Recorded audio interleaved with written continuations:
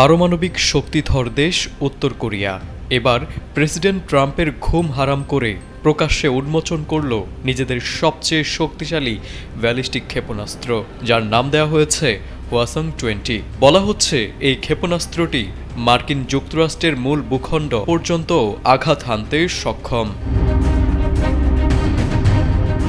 শুক্রবার জাপান টাইমসের এক প্রতিবেদনে বলা হয়েছে, নতুন এই ক্ষেপণাস্ত্রটির সবচেয়ে গুরুত্বপূর্ণ বৈশিষ্ট্য হল এটি কঠিন জ্বালানি ব্যবহার করে। এই প্রযুক্তি উত্তর কোরিয়াকে একটি কৌশলগত সুবিধা এনে দেবে, কারণ কঠিন জ্বালানি ভিত্তিক ক্ষেপণাস্ত্রগুলো অনেক দ্রুত প্রস্তুত করে উৎক্ষেপণ করা যায়, যার ফলে শত্রুপক্ষের যে কোনো ঘাঁটি নিমিষেই ধ্বংস করা সম্ভব।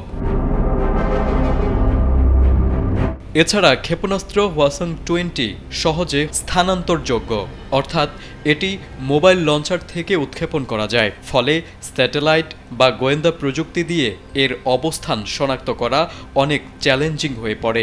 এতে করে উত্তর কোরিয়ার পারমাণবিক স্ট্রাইক ক্যাপাবিলিটি আগের চেয়ে অনেক বেশি অনিশ্চয়তা এবং ঝুঁকিপূর্ণ হয়ে উঠেছে আন্তর্জাতিক প্রতিপক্ষদের জন্য।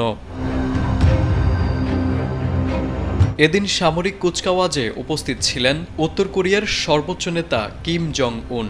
তিনি বলেন, জাতীয় নিরাপত্তা এবং সার্বভৌমত্ব নিশ্চিত করতে সামরিক শক্তি ছাড়া অন্য কোনো উপায় নেই। যদিও তিনি যুক্তরাষ্ট্রের নাম সরাসরি উল্লেখ করেননি, তবুও তার বক্তব্যে ইঙ্গিত স্পষ্ট ছিল যে বিদেশি হুমকি এবং আধিপত্যের বিরুদ্ধে উত্তর কোরিয়া সর্বদা প্রস্তুত।